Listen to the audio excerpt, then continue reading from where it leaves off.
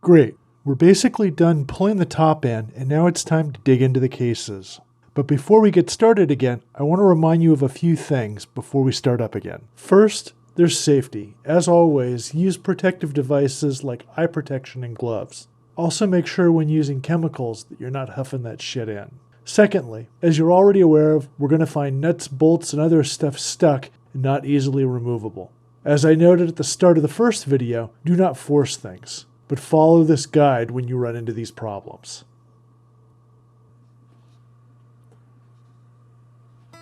Now that we have most of the top end disassembled, it's time to crack the cases and see about dealing with the crank and the clutch.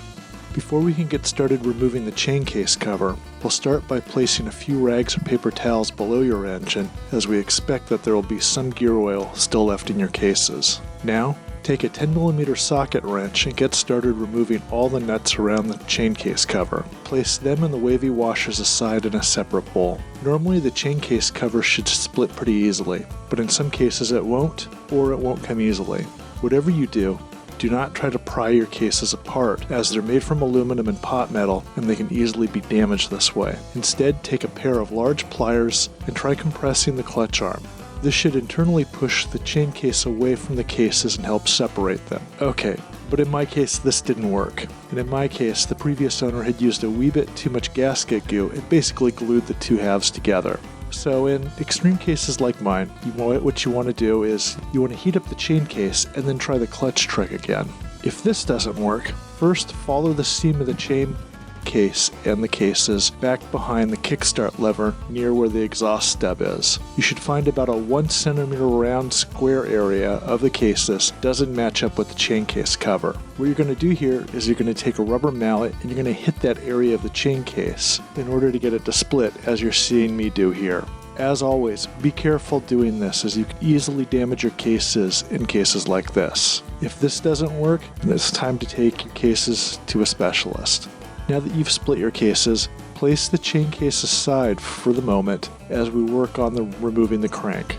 If you're not looking to do any work with the crank, please feel free to skip ahead here. First up, we're going to start by removing the front sprocket in the cases. We'll start by bringing the crank to the bottom dead center, adding a few rags, and finally securing the crank in case with a conrod holding tool, as seen here.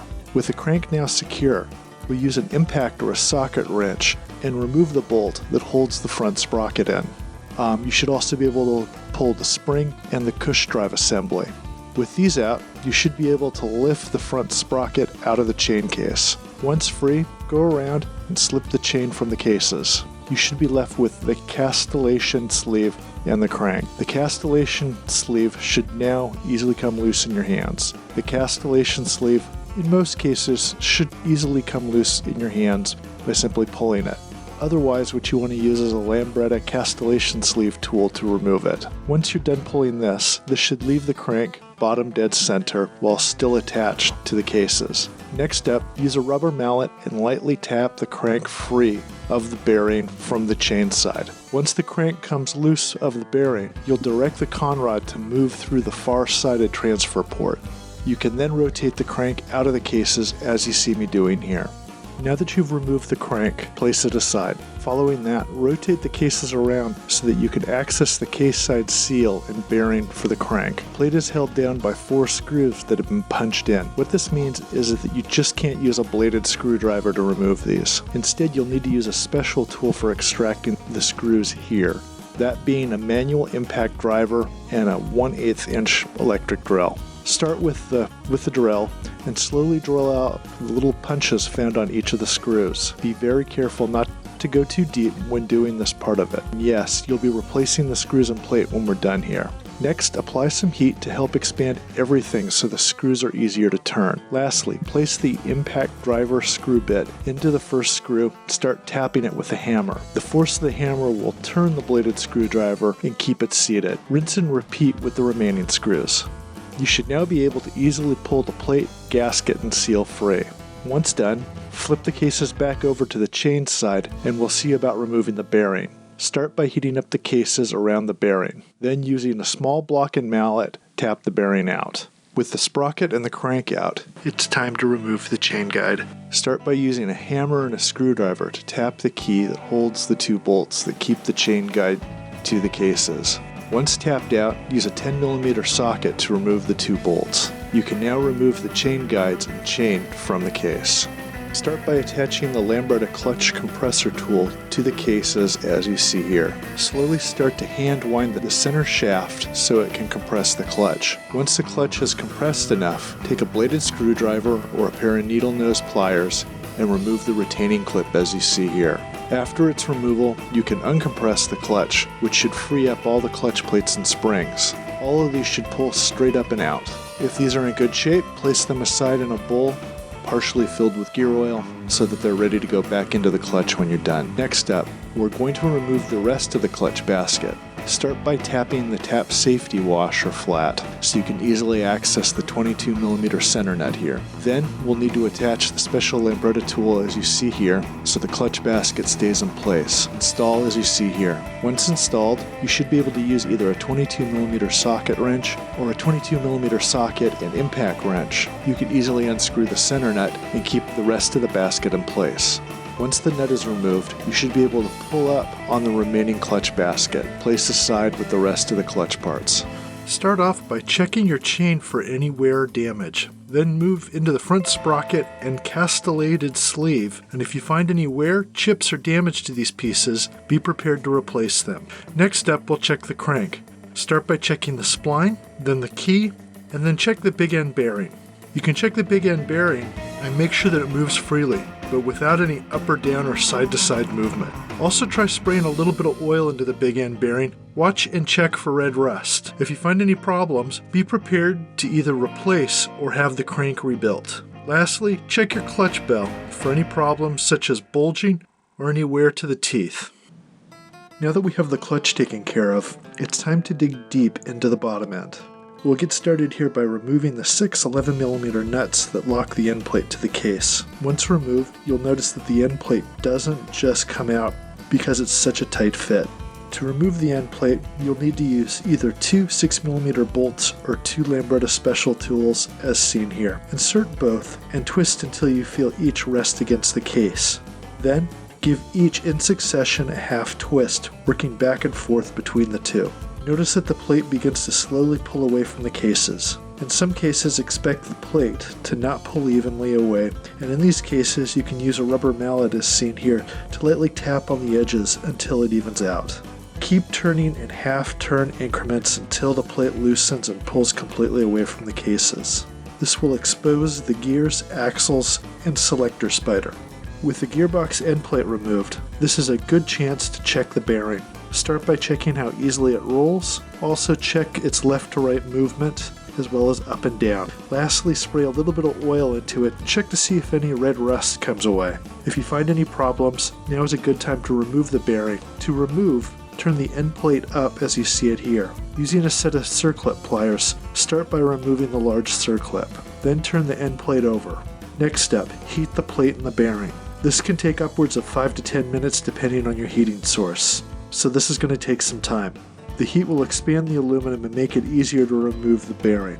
Using a bush bearing installation kit with the right size disc, tap out the bearing as you see here. With the gearbox plate out of the way, it's time to pull the open free gears. Start by simply lifting out the exposed roller bearings and top shim. Both should pull away easily. Next up, we'll start to remove each of the free gears by clutching your hand around the top gear. In most cases, you can simply pull them straight up, but in some cases you'll find that the cruciform is locked them into place. In these cases, rotate the gear until it frees up from the cruciform. Place aside in order and in the direction in which they were pulled out. Finally, tie them together so that they stay in order. This will make it a lot easier to put them back together when you're putting the engine together. With the open free gears all pulled, you can now remove the gear cluster. Once pulled, you should find a shim and a roller bearing in the case. These two should pull free with your hands as well. Now that you've pulled all the gears, rotate the gear actuator arm as you see here. With the gear actuator arm out of the way, Turn the cases over so that we can remove the rear hub and access the brakes and the axle. Start by removing the 5mm safety bolt with an Allen wrench. This should allow you to remove the safety washer that locks the main axle bolt in place. With the rear brake arm engaged, you can now more easily remove the main nut on the axle. Once removed, also remove the washer found underneath the nut. Next up, attach a Lambretta rear hub removal tool by threading it into the axle and mating it to the three 5mm holes which the safety bolts go into the hub. Next up, use a socket and slightly tighten the center bolt against the end of the axle. Afterwards, you can start to slowly pull the hub away from the axle as you tighten it down. Once you've pulled the hub, this will expose the axle and the brakes. Now that we've removed the hub, we'll disassemble the brakes and assembly. Start by using a small circlip pliers and remove the two circlips that hold the brakes to the cases. In theory, the brake shoes should then pull straight out of their housing. In some cases they won't, and in those cases try using a long-bladed screwdriver to leverage them out as you see here. Place parts aside. First step, use a bladed screwdriver to pull and pry the axle cone as you see here. Use a socket wrench to remove the 4 nuts found around the axle retaining plate and flange. Once removed, you can easily remove the back plate, and this will easily expose the axle and axle bearing. Next step, now turn the cases so the axle is in the up position you see here. You can now use a rubber mallet to slowly tap the axle out of the bearing and cases as you see here. Place parts aside. Now is a good time to check and change the rear axle bearing. Start by checking how easily it rolls. Also check for lateral and vertical movement. Lastly, spray a little bit of oil into it and check and see if you find any red rust coming away from it. If you find any problems, now is a good time to remove it. If not, jump ahead in the video. To remove the bearing, turn the cases back over as you see here. Follow that up with a wee bit of heat to the cases in the rear axle bearing. This can take upwards of 5 to 10 minutes depending on your heating source, so take your time. The heat will also expand the aluminum and make it easier to remove the bearing, so using a bush bearing installation kit with the right size disc, tap out the bearing as you see here. As always, be careful not to damage anything along the way. Next step, take a moment and look over your axle and your shifting cross. Check for wear and tear here. Also, try moving the shifting cross back and forth and see if it's clicking into positions for each gear. The way a shifting cross clicks into place is with an internal set of ball bearings and spring. Is it moving okay? If all checks out, then leave the axle and shifting cross in place. But in most cases, you're going to find that the shifting cross or the axle, or even both, are worn out and should be replaced. So if you just need to replace the shifting cross, here's the easy way to handle this. Take your new shifting cross and slide it into the axle as you see here. Let it mate up with the old shifting cross. Now push both shifting crosses along the axle together till the new shifting cross engages the internal bearings. Once it's in place, you can remove the old shifting cross. If you need to rebuild the axle, take the intact axle and shifting cross together and place it in a bag as you see here. Slowly pull the old shifting cross off the axle. After about 3 to 4 clicks, you'll release the 2 ball bearings and the spring. Hopefully, the spring as well as the ball bearings will stay in the bag and not go rolling across your floor. Baggy up all these parts. Okay, so technically you've done all the big work on pulling your engine apart here. But as you can see, we still have a few small jobs to complete. We'll break this down into 2 parts, mainly chain case work and then miscellaneous case work. And once we're done with these 2 jobs, clean everything up, order new parts, and then we'll be ready to rebuild everything. If you haven't already, take a socket wrench and remove the nut and bolt that keep the kickstart lever attached. Next step, slide the kickstart spline into a vice grip as you see here. This will keep it in place as we'll need to engage it in order to disassemble the kickstart assembly. Rotate the case counterclockwise as you see here. This will expose the reference pin that holds the kickstart piston in place. With an adjustable wrench, unscrew it from the shaft. This will free up the kickstart piston and spring. Remove and place aside. Now disconnect the kickstart spline from the vice grips and turn it over. With a pair of circlip pliers, remove the circlip that holds the kickstart assembly in the case. Next step, use a rubber mallet and tap the kickstart assembly free. Follow that up by removing the oil seal and brass bushing found underneath them. Lastly, we're going to work on the clutch arm. At the top of the clutch arm, as well as at the bottom of the actuator arm, you will find two different circlips. Using circlip pliers, remove them from both ends. This will disconnect the cam and clutch arm. You should now be able to draw the shaft out of the cases. We'll start on the easy stuff here and finish up on the really hard stuff last. So let's get started by grabbing an 11mm socket and unscrewing the two bolts that hold the clutch and gear change adjustment perch. Follow that up by unscrewing the bolts that hold in the gear swivel arm. Now follow that back with the gear change arm to the dog lever and the gear actuator arm. At this point, we can remove these by reaching back into the cases and using a 10mm socket or removing the bolt that connects the dog leg to the ear selector spindle shaft. Remove all these pieces. Next up, we'll tackle the rear brake arm. Start this by locating the circlip that holds the rear brake actuator shaft. Using a pair of circlip pliers, remove the circlip. With it removed, you should be able to draw the rear brake cam and shaft out of the engine cases, place aside and in their own baggies. Lastly, we'll tackle the engine mounts. These are tough to remove and you need the right tools here to tackle this job, otherwise you can easily damage your cases. Now attach the engine mount tool over the old mount. Push the shaft of the tool through the tool and then through the old engine mount. Lastly, push it out of the engine case mount. Follow that up by attaching the proper mount, washers, and nut as you see here. Start by heating up the cases by the mounts with a torch or heating gun. Heating these up will take at least 4 to 10 minutes. Using either a set of wrenches or an impact wrench, tighten the main shaft so that it draws the old mount out of the engine frame. Go slow and be careful here. Once this is completed, rinse and repeat with the remaining engine mount. Okay, you are done disassembling your Lambretta engine. Time to start cleaning and making repairs to the cases. After that, we can order new parts and start reassembling the engine.